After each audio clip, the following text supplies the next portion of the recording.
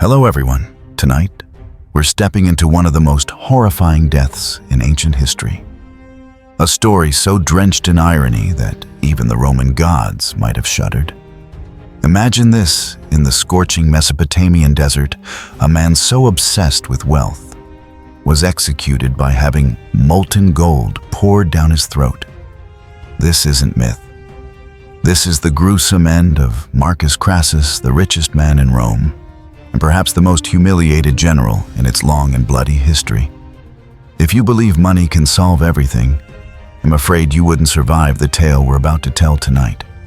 Before you lie back and relax, take a moment to like the video and subscribe, but only if you truly feel what I'm doing here is worth it. And don't forget to leave a comment letting me know where you're tuning in from and what time it is there. Knowing who's awake with me right now always feels special. Now dim the lights, maybe turn on a fan for that soft background hum, and let's ease into tonight's journey together. You gently close your eyes, the fan hums steadily in the corner of the room, and you begin drifting toward the arid lands of ancient Mesopotamia, where the winds carry both sand and the fate of an empire that once believed itself invincible. Marcus Crassus, have you heard his name before? No worries, most people remember Julius Caesar and Pompey. But forget the third man in the power trio that once ruled all of Rome. Crassus wasn't just the richest man in Rome, he was the living symbol of bottomless greed. Can you imagine a man so wealthy that if he dropped a gold coin on the ground, he could hire 10 men to dig up an entire plot of land just to find it? He wasn't a great general. He wasn't a famous orator. But he wanted to be remembered as a military hero. That's where the mistake began.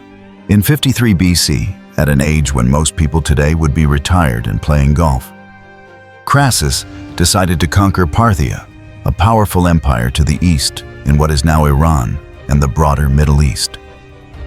He wanted to outshine Caesar, who was winning battles in Gaul, and Pompey, who controlled the Mediterranean seas. And Crassus, he wanted a truly grand victory for himself. But the curious, or rather ironic thing, is that he didn't have official approval from the Roman Senate to go to war. But you know, when you have so much gold that weighing it seems unnecessary, a few minor laws can't stop an oversized ego. The official story: Crassus brought with him around 40,000 Roman soldiers, along with thousands of cavalry and light troops, one of the largest armies to march east at that time. The lesser-known detail.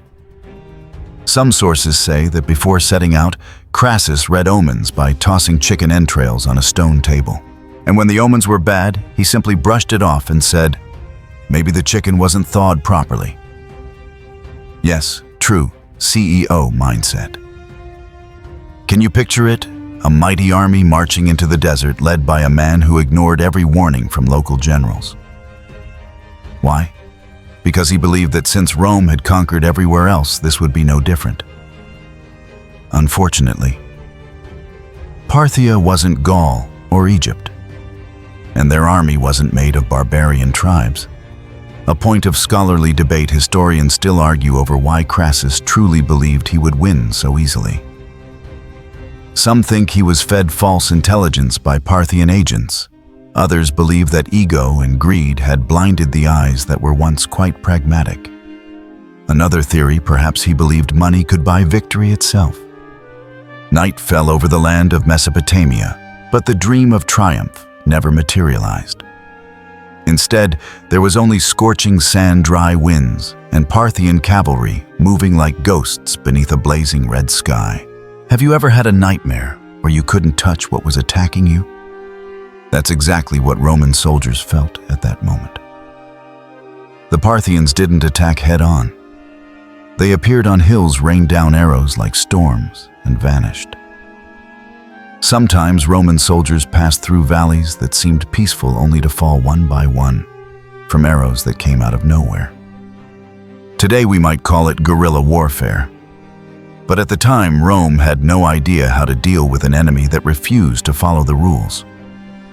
They didn't line up, didn't wait for trumpets, didn't challenge you to a 1v1 coward. Remember Crassus' son Publius? A young warrior who had fought beside Caesar, a man expected to carry on the glorious bloodline.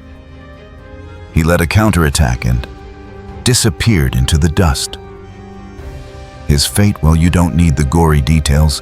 Just know that Crassus witnessed something no father ever should. It was like ordering food delivery, but receiving the bill for an entire apartment block. Crassus realized he had made the wrong bet on everything. Still awake. Because the worst part hasn't come yet. But don't worry, I promise not to tell it like a horror film. This is just an old story with a very modern lesson. And hey, just a light joke if you ever feel tempted to spend beyond reason just to save face.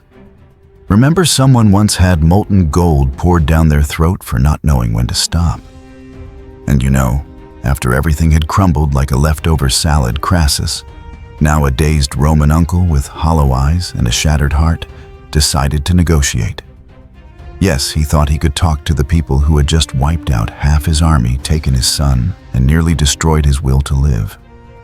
It's like burning dinner at your girlfriend's house and suggesting, let's order in for a more romantic vibe. It's not going to fix anything.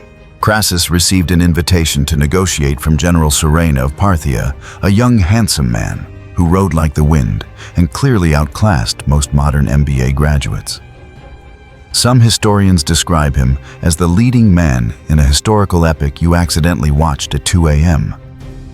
Now Crassus is heading to the meeting, unarmed, no army, just a thread-thin hope or like a flickering Wi-Fi signal while you're trying to stream a movie. A strange little-known fact. Some ancient records claim Crassus had been warned beforehand that something smelled off. But you know, when you're the richest man in Rome, you tend to think every bad smell belongs to the poor, unless it's the smell of defeat. And then, it happened. No one knows exactly what triggered the storm, but instead of peaceful discussion, the meeting quickly turned into, well, not a tea party. Crassus was captured, stripped of all power, and became Serenus' most prestigious prisoner. Now for the part you've been waiting for, the gold. Can you imagine it? They didn't stab, didn't burn, didn't behead. No. They melted gold, then poured it straight into Crassus' mouth. Why? Because he lived for gold, so he had to taste it in death. It sounds gruesome, but you know what? Logically speaking, it's one of the most creative executions in history. It was both punishment and spectacle. A kind of you die by what you lived for ancient edition. Historians still argue whether the gold pouring actually happened. Some say it's a literary metaphor. Others insist it's true based on oral tradition, aka Roman-era podcasts. But whatever the truth, you have to admit, the ending had style. Picture it, a man who once bought entire buildings just to store his treasure, now silenced forever by that same treasure. Like someone choking on premium caviar during a luxury mukbang live stream. And don't forget, the entire execution happened in front of the surviving Roman soldiers. Parthia didn't just destroy a man. They shattered the Roman myth of invincibility. You see, every empire has its first stumble. For Rome, that stumble smelled of hot metal, burnt flesh, and a scream that would never be heard again. And while the rest of the Roman army collapsed, prisoners were taken to live in distant Parthian villages. Many stayed married, locals had children, and so you could imagine somewhere in the modern Middle East, a few drops of Roman blood might still exist. All because Crassus didn't know when to stop. Just a light joke. But if tomorrow you see someone at the supermarket grabbing the biggest bag of chips while saying, "Because I deserve it," look at them gently and remember Crassus, still awake. Or is the gold already dripping into your dreams? If your eyes are still open, then let me tell you just a bit more about how Crassus' death paved the way for Caesar, for civil war, and for the fall of the Roman Republic. But no rush. We have time. Your breath is steady. The lights are soft, and the story is far from over. After Crassus inhaled gold and went forever silent, The next question might sound simple, but has puzzled historians for centuries. How was he buried?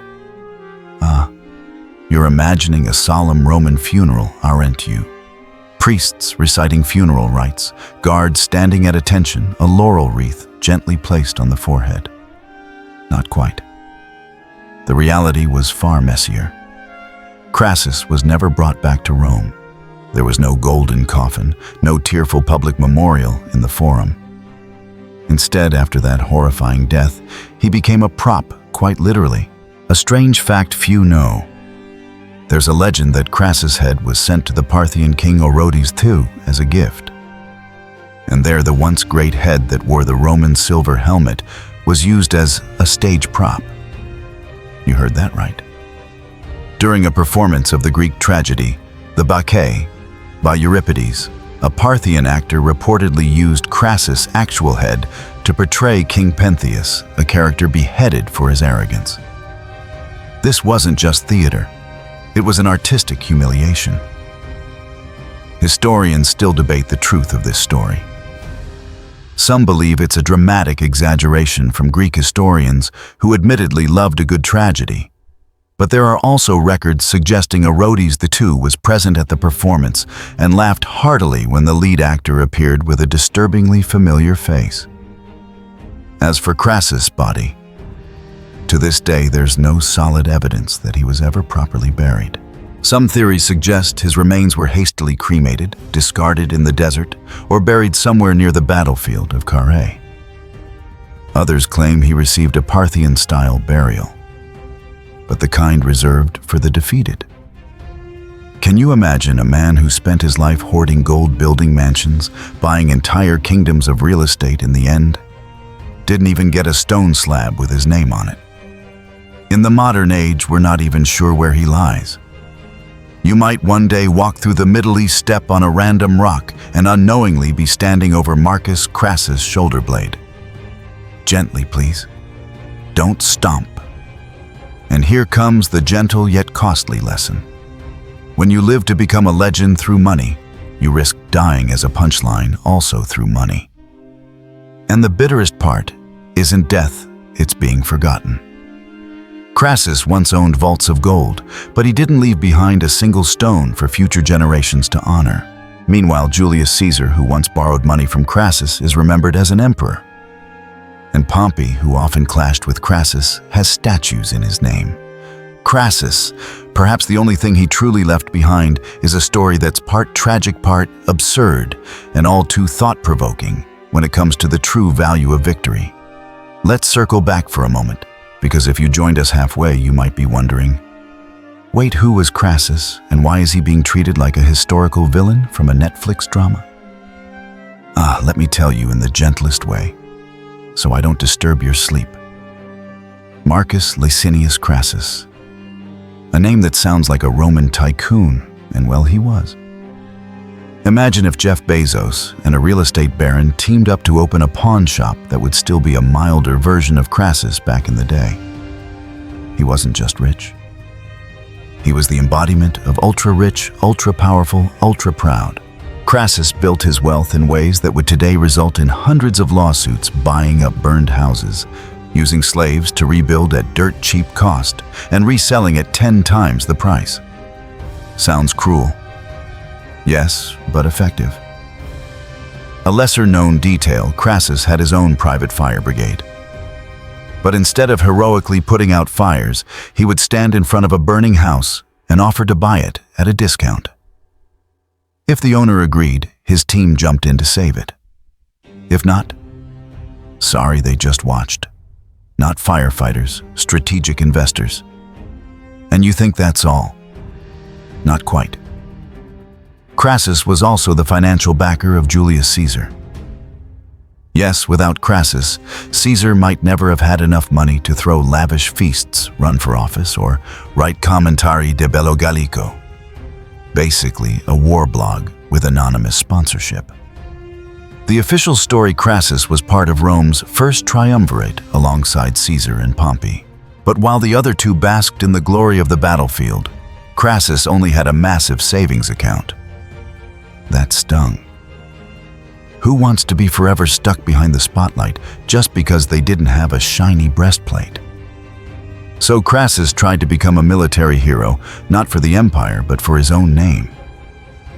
Historians still debate whether Crassus truly had political and military talent, or if he was just a wealthy man playing war like others collect vintage cars.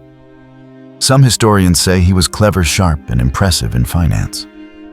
Others just sigh and say he should have stayed home and counted his money. And that's the tragedy. Crassus is a classic case of someone who excelled in Field A, but abandoned it entirely to chase glory in Field B, where he had no real calling. You know, like a brilliant guitarist suddenly deciding to compete in figure skating just for a shot at a new medal. In short, Crassus was a very Roman character, ambitious, wealthy, pragmatic, and a little too self-assured. He wasn't a villain from a fable, nor quite a tragic hero. He was the living symbol of a very real-life lesson: just because you can do something doesn't mean you should. And you see, in the end, he wasn't remembered for what he built, but for molten gold. Funny, right? Sad, really, but also deeply true. So if you're lying in bed wondering whether to jump into a new project just because someone else is doing it, think of Crassus. And if you're still awake, congratulations, you just learned a piece of history without opening a textbook or chugging midnight coffee. But if your eyes closed somewhere around the gold pouring part, that's okay too. Crassus will remain here in your memory as a soft whisper. Don't let the dream of conquest swallow you whole. Oh, you thought Crassus was only about war and hoarding gold? Not quite. Behind every man rich enough to buy a district just for a better view is usually a family worth talking about. And Marcus Licinius Crassus' family was as chaotic as the stock market on doomsday. First, his lineage, Crassus was born into an old patrician family in Rome. His father had been a respected general and statesman, the kind of man with deep political roots, not a startup from scratch. But notably, after the family got caught up in political scandal and was prosecuted, young Crassus had to flee to Spain. That's where he built his grit and learned his first lesson about survival money: is a weapon stronger than the sword. Honestly, something to keep in mind come tax season. As for his wife, he married a woman named Tertulla. A discreet figure, but records show she came from a noble background and held influence. You could picture her as the type of lady who avoids the spotlight but runs the household's legal teams and ledgers from behind the estate doors. Some nasty rumors at the time suggested that Tertulla had a special relationship with Pompey, yes, that Pompey the Great, who later became Crassus' political rival. But those were just whispers at Roman tea parties. No TikTok confirmation. Children Crassus had at least 2 sons. The most notable was Publius Licinius Crassus, a young man trained in military service who fought alongside Julius Caesar in Gaul and was seen as the heir to his father's legacy. Publius wasn't just skilled with a sword. He was described as having leadership qualities, a calm demeanor, and seemingly inherited all the virtues his father wished he had more of. You know, the kind of son that makes parents both proud and a little jealous. That was Publius. Sadly, as you've already heard, Publius died in the Parthian campaign. And that death, frankly, was the final collapse for Crassus.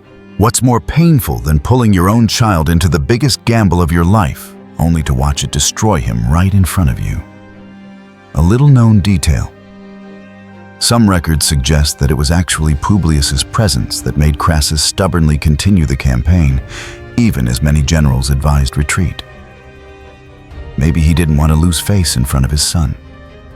Maybe he thought, if we win, Publius will inherit glory.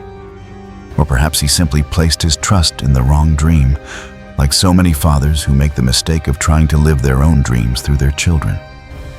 Historians still argue whether Crassus' family truly supported his military decisions or were simply caught in the gears of ambition. Some scholars believe Tertulla tried to dissuade him, but Crassus was too consumed by his chase for greatness. Others say he was simply too convinced by the idea of fate. Either way, after both Crassus and Publius were gone, the family suffered greatly. The legacy couldn't be passed on, the wealth was frozen in turmoil. And the name Licinius Crassus faded into the background, eclipsed by the towering shadows of Caesar and Augustus.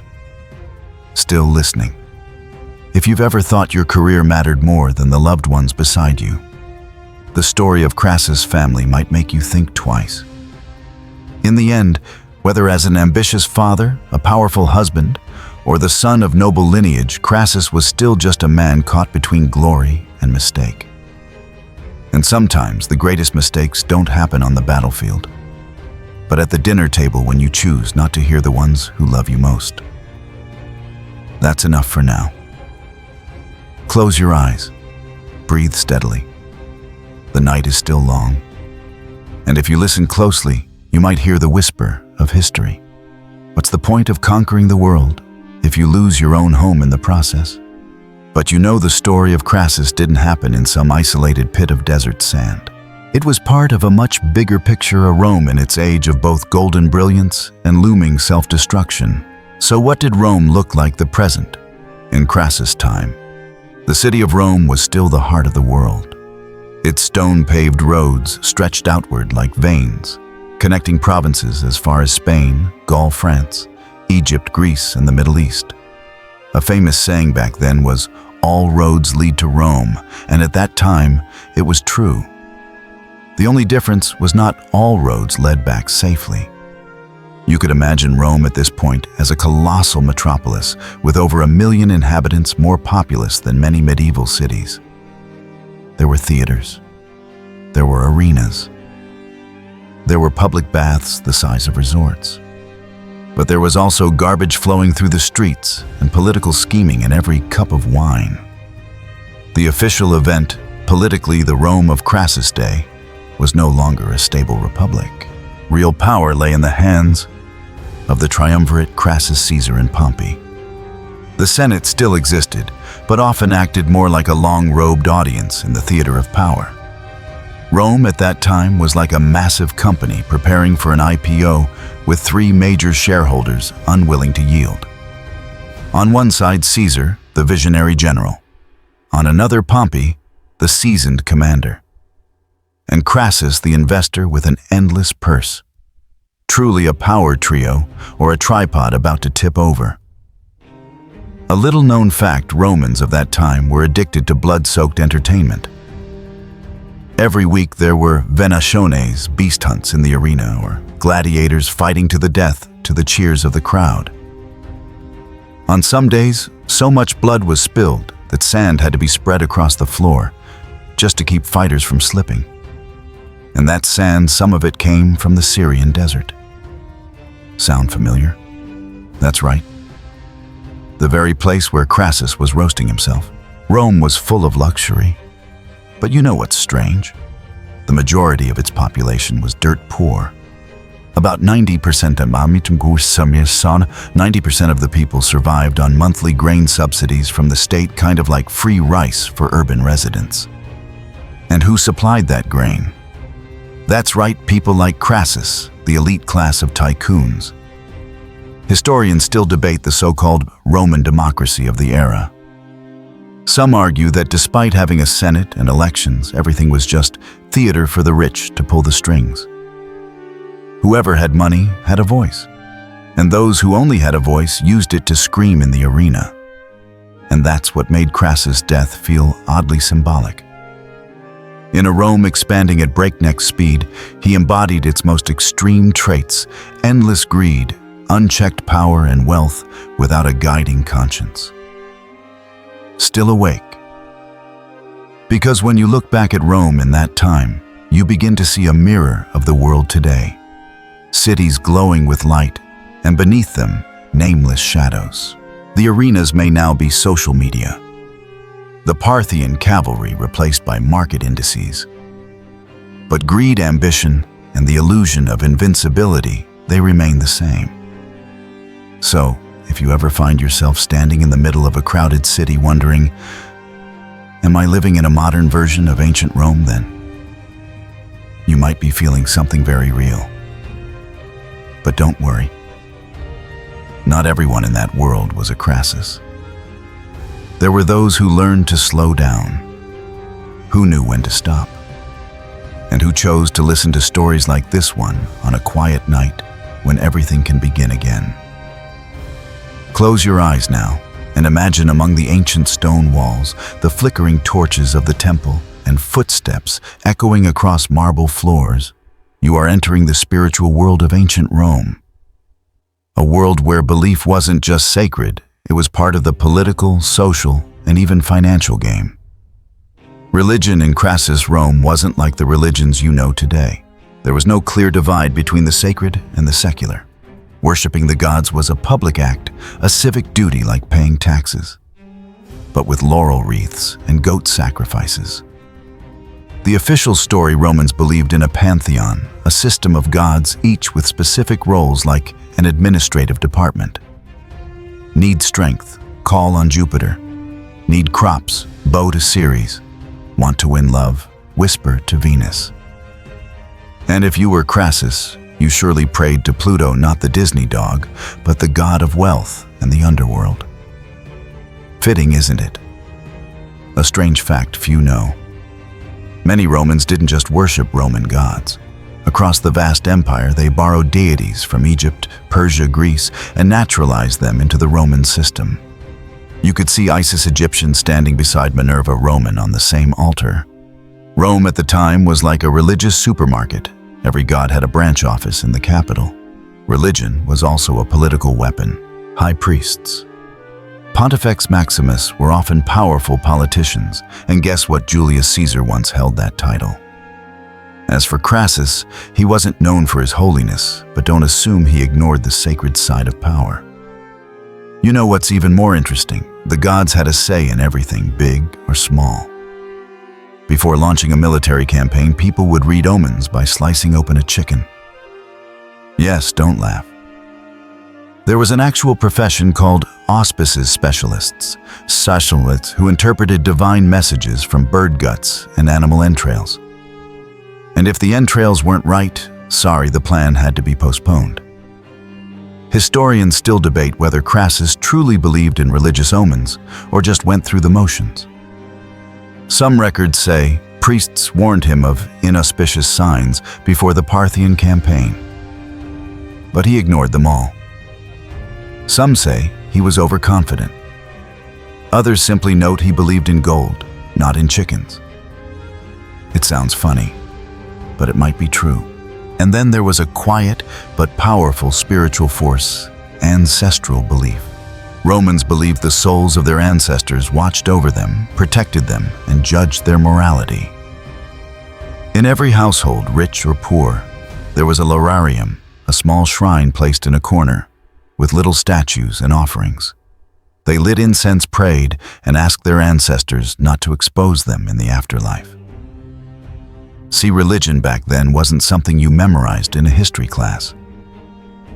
It was the heartbeat of daily life, from breakfast to city festivals, from courtroom oaths to decisions of war. And sometimes, as with Crassus, it was something dismissed until it was too late. There's a very Roman irony. People could worship hundreds of gods, yet forget to worship the idea of limitation. Crassus believed in power, in himself, in gold. But he never stopped to ask a simple question. Maybe this is a sign to stop. If there was ever a god of humility, Crassus clearly never made an offering to them. Still awake. The night is quiet like an abandoned temple. But sometimes it's in that silence that we hear the whispers of the ancient world. You may worship as many gods as you like, but if you don't listen to your conscience, no god can save you.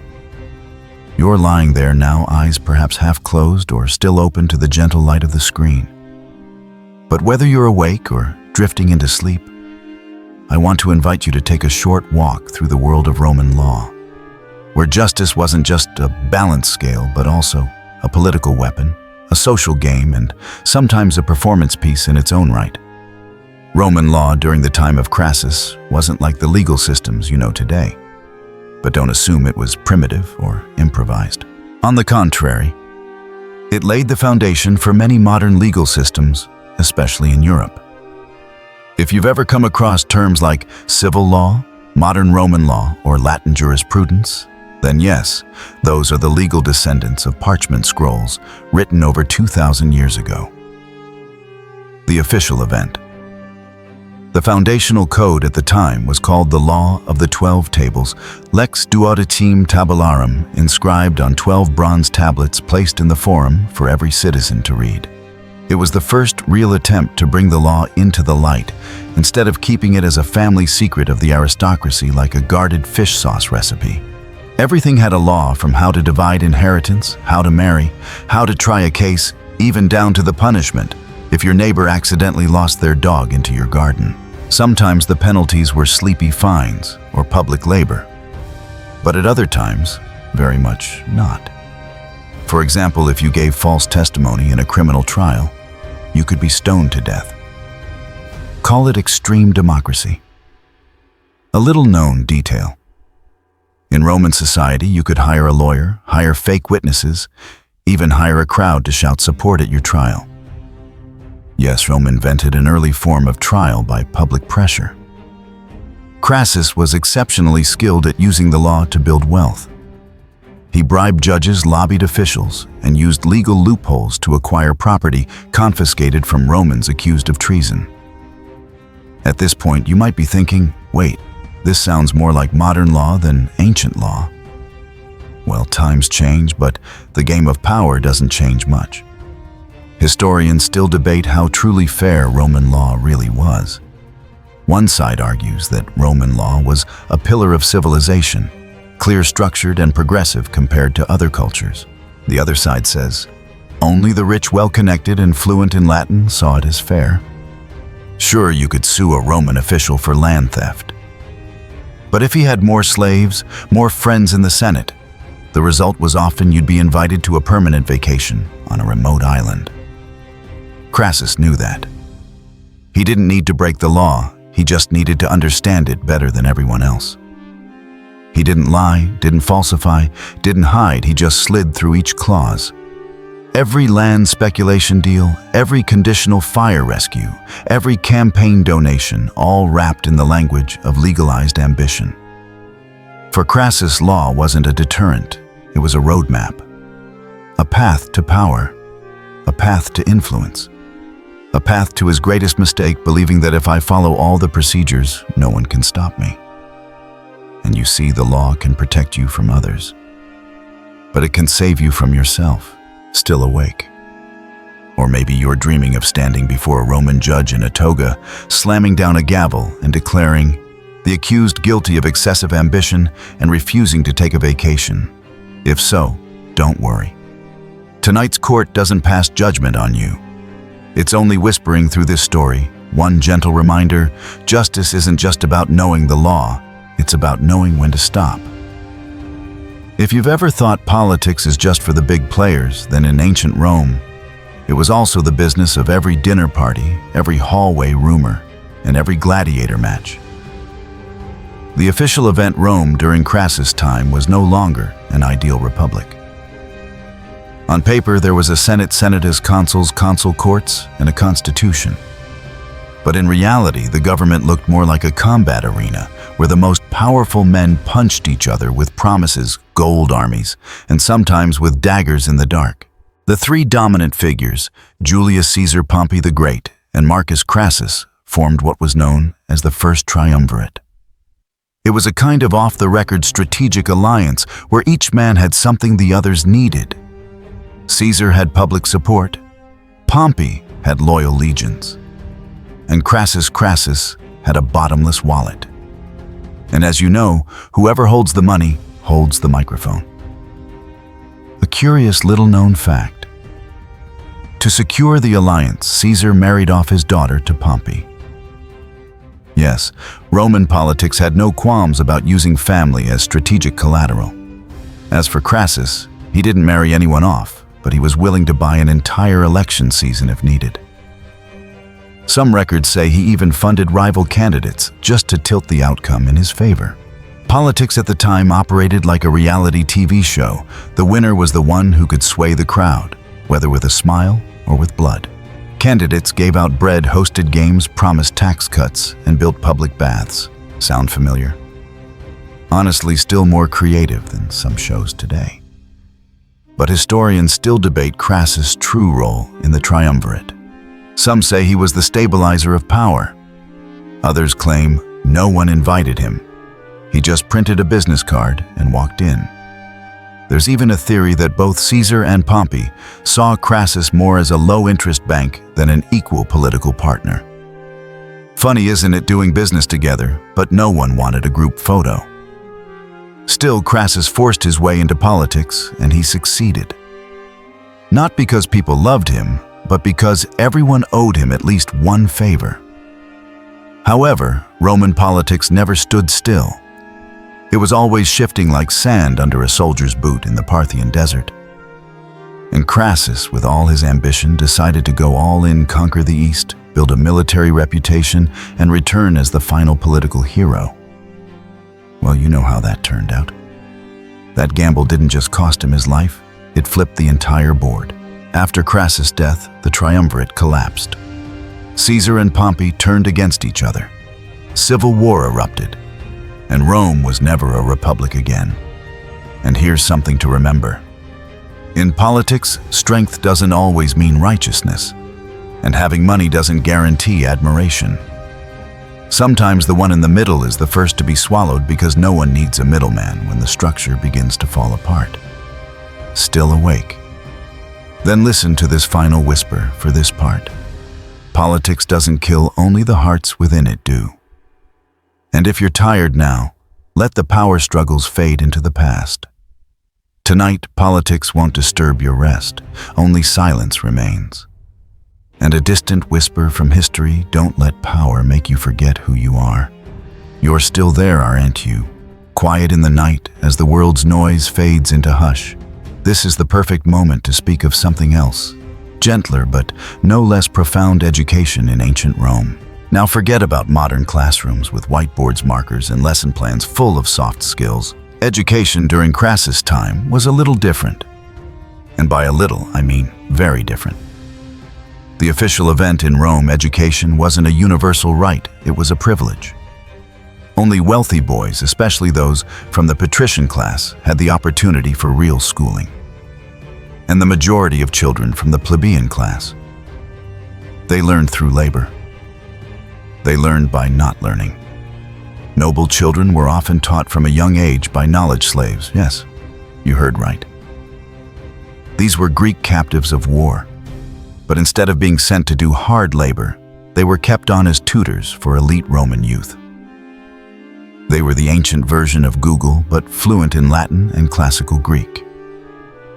A little-known fact, wealthy Roman boys often studied three main subjects: literature, rhetoric, and law. That meant how to write, how to speak impressively, and how to sue someone properly.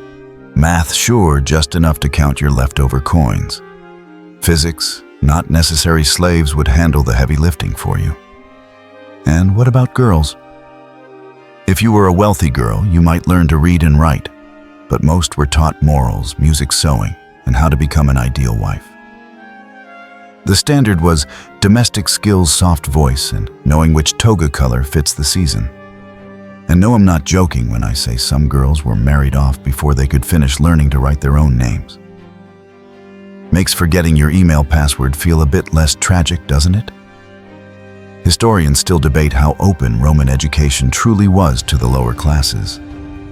Some say there were public schools ludus, where poor children could learn basic reading, writing, and arithmetic.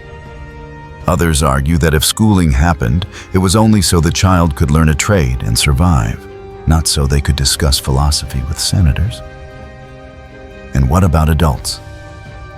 In Rome, anyone aiming for politics had to study rhetorica, the art of speaking in a way that made people believe you, even if the truth was waving from outside the window. Crassus, remember our main character tonight, was a perfect example. He wasn't known as a thinker, not a philosopher, but he knew how to speak at the right time. When he needed to sway a crowd lobby in the Senate or handle a business deal, he spoke as if he were born for it. And if you couldn't speak well, In Rome, that was a major flaw, because their one sharp phrase could replace a piece of legislation. One powerful speech could save you from execution, or make you the next emperor. Still listening, if someone ever told you words are just wind, well, in ancient Rome, words were careers. And in the end, the most memorable thing is this: education in Rome wasn't just about books. It was about learning how to live amid power, prestige, and the sweet traps dressed in white togas and temple incense. If you've ever believed education is the way out of poverty, the Romans believed education was the way up to the speaker's podium, and from there, to the reins of empire. But don't forget, in the shadows of history, there were thousands of children who never got to learn. They didn't write books, didn't give speeches, weren't named in chronicles. But they were the ones who built the roads, raised the columns, and carried the books for those we call successful. Now let yourself relax a bit more. The night is deepening, and we continue our journey back in time, this time into a subject both fascinating and a little jittery if you're faint of heart: medicine in ancient Rome. Don't worry, I won't be sharing gory tales. This is still the soft-spoken voice of midnight, just with a little sting, like how Roman doctors used wine to sterilize surgical knives. Yes, there was flavor in it. The official event, in Crassus' era. Rome already had a fairly complex medical system. Not hospitals in the modern sense, but there were personal physicians, surgeons, healers, and slave doctors. Yes, medicine at the time was a blend of science, superstition, and a vague hope that if you prayed to Aesculapius long enough, your wounds might heal themselves. You've got a fever?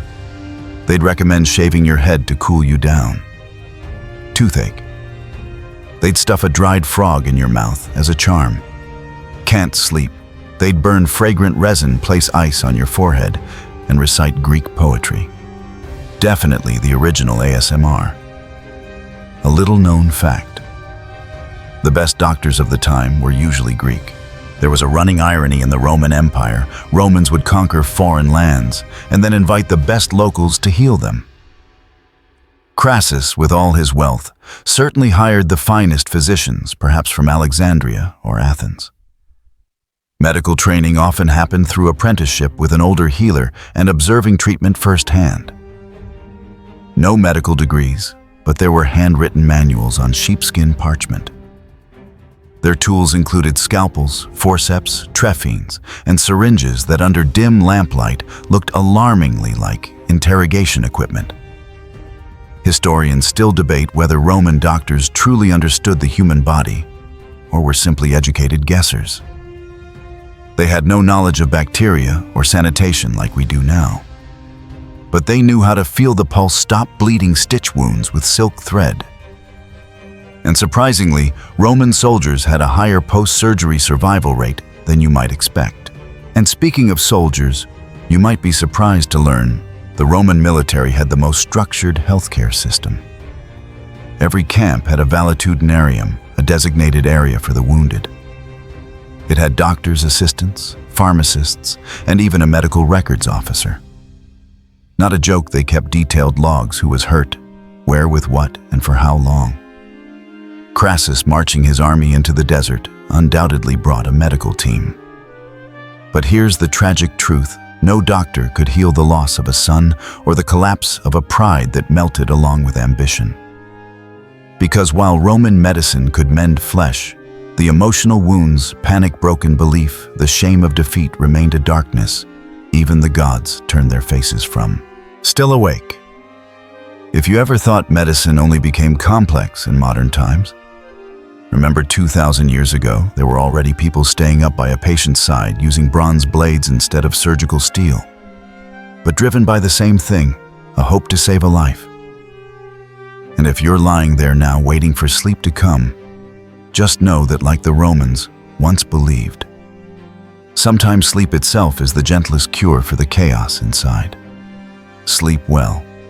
And if you dream, may you not find yourself being asked while someone disinfects a blade with wine. So, got any teeth left to pull?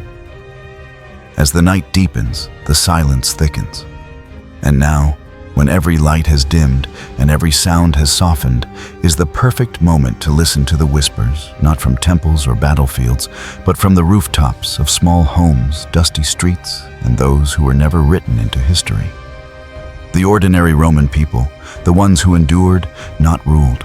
You've likely heard about the blazing arenas, the dancers at banquets, or the generals claiming glory on the frontier. But what about the ones who baked the bread, hauled the stones, scrubbed the public baths, herded goats across dry fields? The official event. During Crassus' time, the majority of Rome's population lived in poverty. Around 90% were plebeians, people with no land, no slaves, and no political voice. They lived packed into rental blocks called insulae, essentially low-grade tenement housing prone to collapse with heavy rain, or when a neighbor left dinner burning.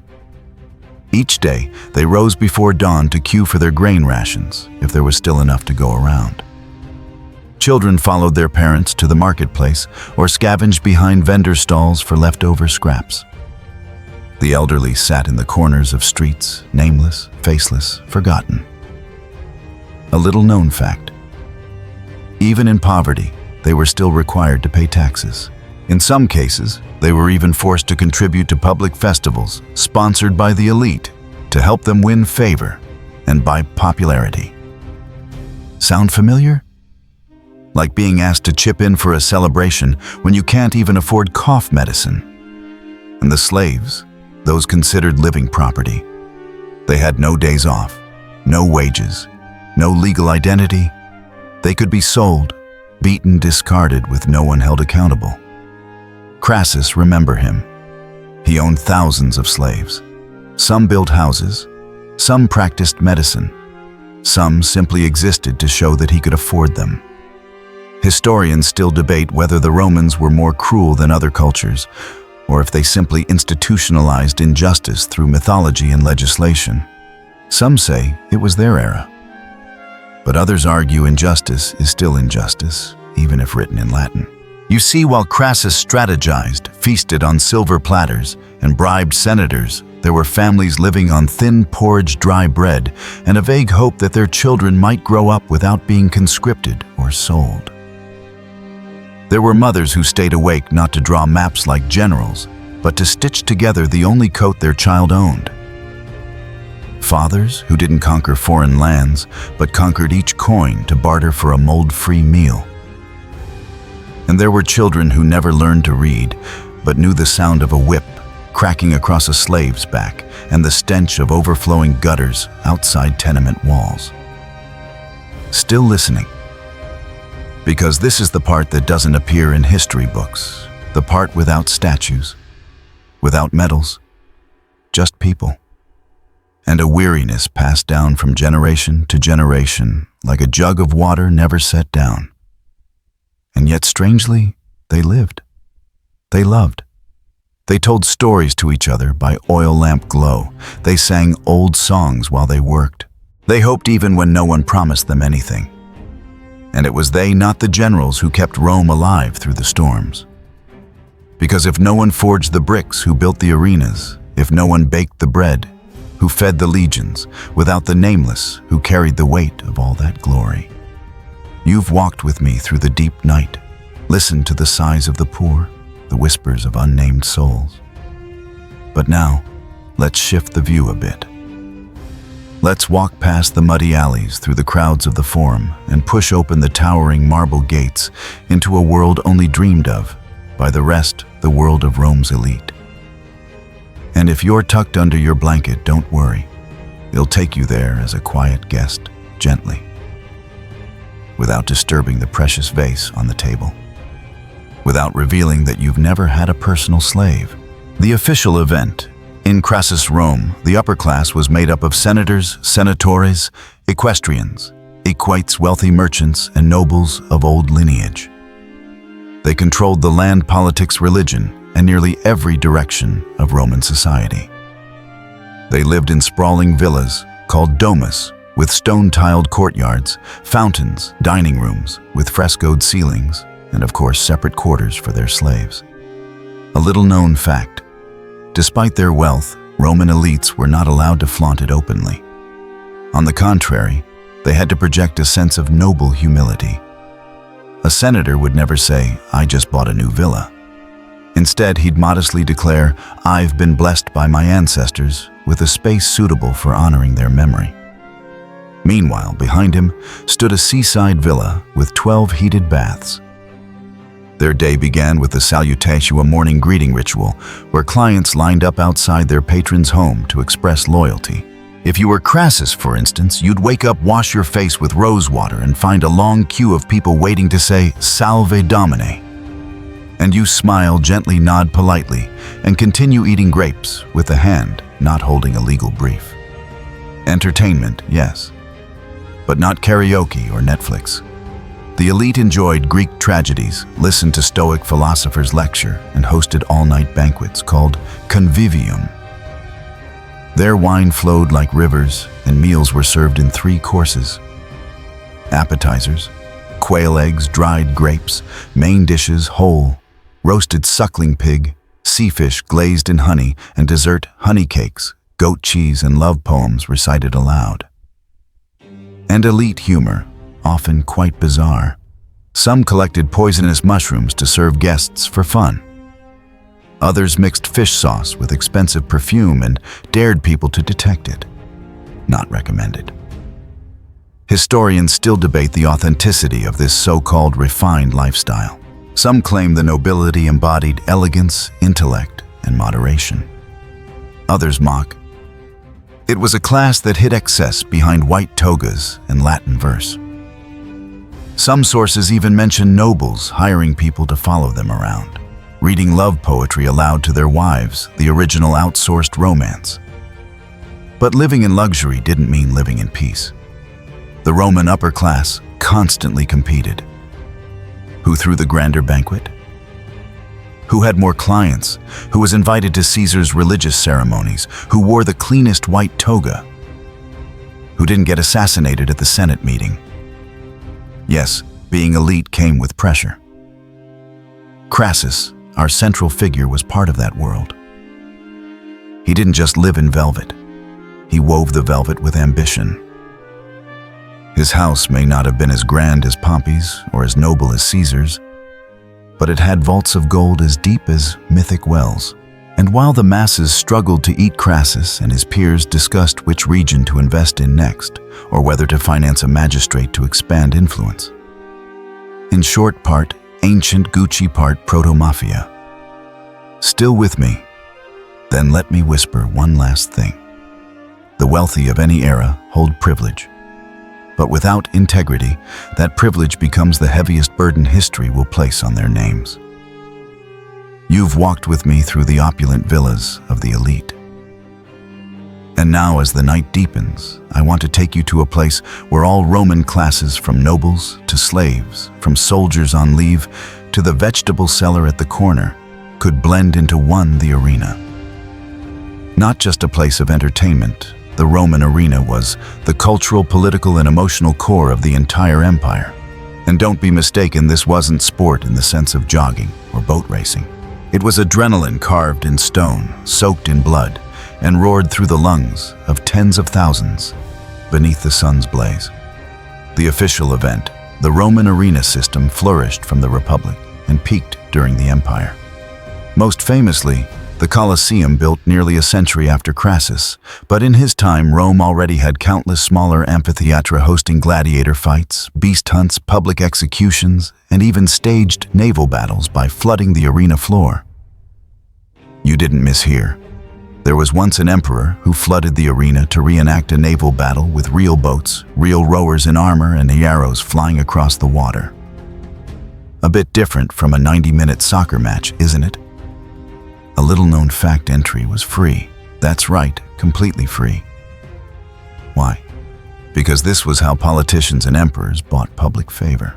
During major festivals, the people were invited to watch gladiators eat distributed bread and forget about rising grain prices or widespread corruption. This strategy was known as panem et circenses, bread and circuses. Hungry, give them food. Angry, show them blood. Politics 101 in sweat and sand. Historians still debate the actual brutality of these games. Some believe many were staged, and not every gladiator match ended in death.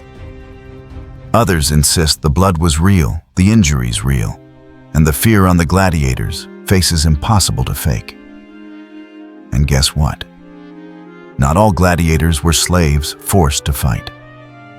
Some were volunteers, people who entered the arena willingly for money, fame, or sheer despair. They were considered celebrities of the time. They had fans, portraits, even love poems from admirers tossed into their holding cells. And as for animals, lions, bears, leopards, crocodiles, African elephants, even ostriches, all were brought in to increase the thrill. A battle between man and lion, yes. It happened. Advertised weeks in advance and usually sold out before the gates even opened. Crassus, while not as famous for arena spectacles as later emperors, did sponsor gladiators to win popular support during elections. Because in Rome, if you wanted votes, first you needed blood on the sand. Still listening, amid the imaginary cheers of thousands under the blazing sunlight, flashing off metal armor, you can picture a gladiator stepping through the stone gates. A man who prayed that morning and by evening might become a legend, or a memory buried under applause. And if you listen closely, you'll hear the most famous salute, Ave Imperator, morituri te salutant. Hail Emperor, those who are about to die salute you. It wasn't just a line. It was truth ritual and the overture to a living tragedy on heated sand. If you're still awake lying there in the gentle darkness with the fan humming like the breath of a sleeping city, then brace yourself for a part a little blush-worthy but impossible to ignore when discussing ancient Rome, the world of indulgence. Yes, I know. You'd think the greatest empire of the ancient world was all about discipline, ceremony, solemnity, but the truth is behind the white togas and sacred temples was a world full of wine desire and secrets never officially recorded. The official event in Crassus, Rome, discussing even displaying physical desire was not taboo. On the contrary, it was integrated into art, literature, architecture, and evening banquets. From Ovid's poetry to the murals in Pompeii, Villa's sexuality wasn't hidden. It was shown as an essential part of life. A little-known detail. In many upscale villas, especially in Pompeii and Herculaneum, wall paintings depicting explicit scenes were hung in dining rooms. Guests dined, observed, and critiqued the artwork as if it were a Van Gogh 18+ edition. Even many public baths featured murals illustrating various positions, not as tutorials, but as a kind of educational decoration.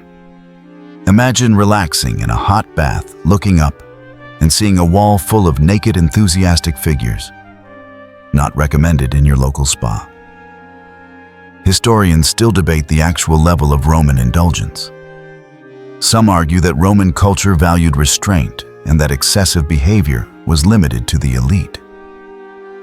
Others counter that it was precisely the elite who championed hedonism, seeing it as their privilege. I can do whatever I want, because I am who I am. And Crassus, though not as notorious for debauchery as later emperors, just wait for Caligula or Nero. When you live among friends like Caesar, famously described as the husband of every woman and the wife of every man, you can imagine that moral standards were highly flexible in those days. The upper class often hosted late-night drinking parties called symposia or convivia, where wine didn't just pour into cups, it poured into behavior. Men and women reclined on couches, slaves peeled grapes, and amid the thick aroma of wine came flirtation games of raise your cup, steal a kiss, and performances more lively than any modern-day concert. In wealthy neighborhoods like Trastevere or the Aventine, there were grand estates dedicated solely to private gatherings where no records were kept, no questions asked, only laughter, incense, and secrets that would follow the guests to their graves. There were even Roman high-end escorts called meretrices who dressed exquisitely, quoted Greek poetry, debated Stoic philosophy, and pleased their patrons more skillfully than any election season politician. Some records claim certain meretresses earned as much as teachers and were invited to parties as featured entertainers. Still listening, because this wasn't just about the body. It was about power, desire, loss of restraint, and the way humans once surrounded by abundance begin to seek meaningless pleasures to fill a growing emptiness. Did Crassus truly love anyone? We don't know. History only tells us he married Tertulla and fulfilled the standard structure of Roman marriage. But there's no record of his feelings. What we do see is this: he was rich. He had power. And he lived in a society where discretion was only temporary until it became gossip in the forum. Go to sleep now. If you dream of wandering into a Roman villa where wine flows, flowers scent the air, and soft music drifts through the halls, remember, don't drink too deeply, because whether ancient or modern, the cost of indulgence is never cheap. You're lying still, aren't you, eyes half closed, but your mind still drifting through marble corridors and the quiet strings of a Roman banquet. Now let's return to a topic that may seem gentler, but is full of power calculation and silent sacrifice: marriage in ancient Roman society. Not "I love you." Not "we're so compatible," and certainly not "should I wear lace or silk." In Crassus' time, marriage didn't begin with the heart, but with property, reputation, and social positioning. The official event, Roman marriage, was considered a social and political contract. If you were noble, marrying someone didn't just mean marrying a person, it meant marrying their family, their network, and whatever land came with the dowry. And if you were poor, you married to survive. There was no marriage certificate, just a public declaration, a simple ceremony, and mutual agreement to live together, and you were husband and wife. That's it. Easier than signing up for an email account. Little known fact: wives in ancient Roman society didn't take their husband's name, but they didn't keep their own first names either. They were usually identified by their father's family name, for example, Julia Cornelia, and if there were multiple sisters, they'd be called Julia Major, Julia Minor, or worse, Julia III. So if you were a Roman girl, your name might be Julia, and you'd live your whole life being referred to simply as Julia, wife of Marcus. Sounds a little nostalgic, doesn't it? Historians still debate the level of happiness in Roman marriages. Some believe aristocratic couples were merely strategic partners living apart and sharing little emotionally. But some sources record couples like Cicero and Terentia, who wrote each other heartfelt letters, spoke daily like best friends, and stayed devoted for life. Sadly, Crassus and his wife Tertulla belong to the little-known, much-speculated category. No one knows if they truly loved each other. We only know she was discreet, lived quietly behind curtains, and stood beside him like a shadow, even as he hurled himself into the furnace of ambition. For women, marriage was both a support and a cage. They couldn't divorce except in rare, wealthy cases. They didn't retain custody of their children, and if accused of unvirtue, their honor was destroyed, even if their husband was famously unfaithful. Seems social equality hadn't arrived yet. Men, on the other hand, had much more freedom. They could have affairs as long as it didn't damage their political standing. And if their wives found out, the typical reply was, "It's normal, my dear." Don't try that in modern times. Seriously. Still, we can't deny some Roman couples truly loved one another. They built homes together, raised children, shared sunsets on stone porches, and when one died, the other carved their name into a gravestone with tears, not obligation. Another interesting detail: in Rome, divorce was extremely easy, even easier than marriage. A single phrase, "Divortium volo," I want a divorce, and it was done. No long procedures. The hard part: after divorce, a woman's reputation took a serious hit, while the man, he was often seen as rediscovering himself, still listening. If you've ever felt heartbroken because love didn't go as planned, remember, marriage back then wasn't simpler. People just hid their feelings more carefully. I know the night is long, But if you're still here or simply still awake, then allow me to tell you a bit more. Not about a great figure, not about a battle, but about time. Have you ever wondered how the Romans experienced time with no clocks, no digital calendars, no midnight alarms? They measured time by sunlight, by rooster crows, by shadows on stone courtyards, and by the sensations in their bones. In the morning, they woke as the sky turned pale, not to alarms, but to the first sound of chariot wheels rolling over cobbled roads. Vegetable vendors pushed carts through the form wooden wheels shrieking against the cool morning air. At noon, sunlight poured onto the stone, and the city nearly stopped. The elderly rested in shaded porches, guards stood silent beneath marble columns, and children played small games with stones and string. In the afternoon, housewives filled the markets, squeezing through crowds to pick out fish greens and sometimes juicy gossip from the chatterers. Because in a world without the internet, a good rumor spread faster than a galloping horse. At night, oil lamps glowed in wealthy homes while poor tenements faded into darkness. The rich dined and drank.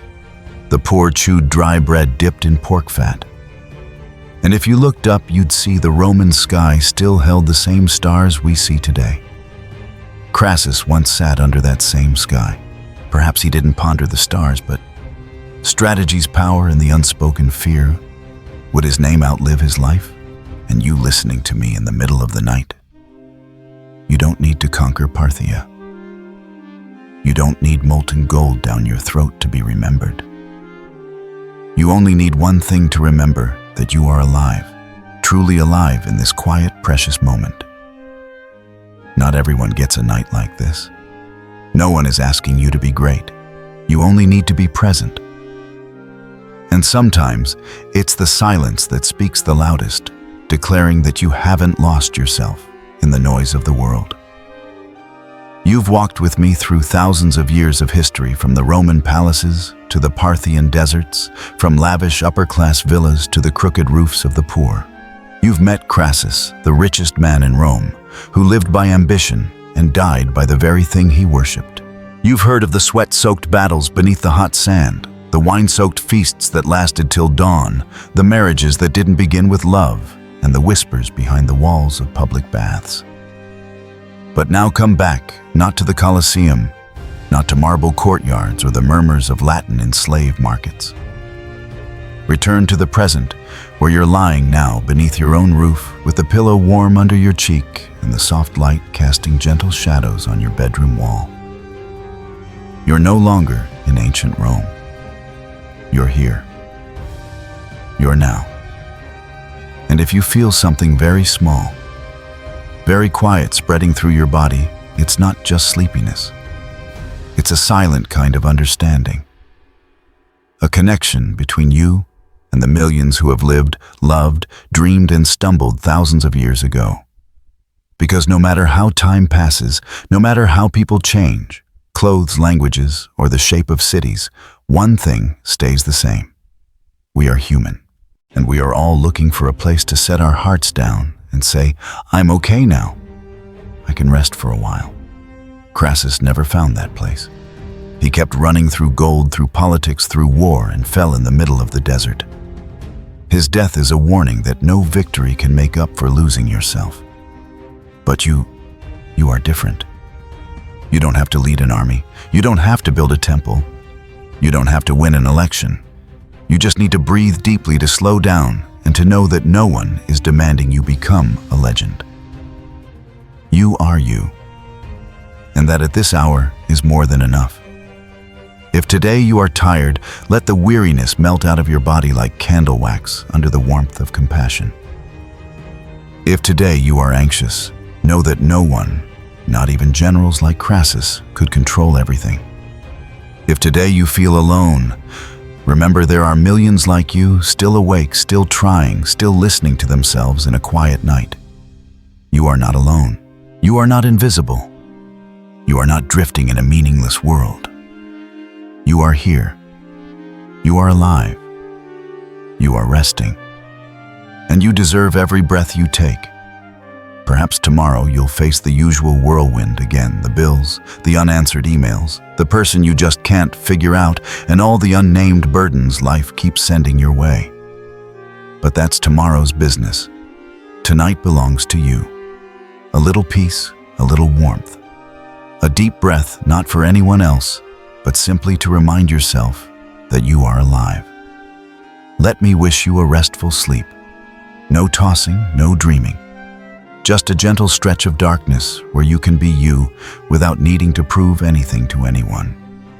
Maybe you're not the richest person in Rome, but if you still carry kindness, a heart that listens, and a flame that refuses to go out no matter how hard life's winds may blow, then you already have something Crassus could never buy, not even with all the gold in the empire. Sleep well. No toga required. No glory needed. Just you and the night. And a sleep well earned for everything you've made it through today. I'll be here when you need another quiet story, another night, another journey through the memory of humankind. But for now, close your eye, exhale fully, and let the world fall asleep with you. Good night.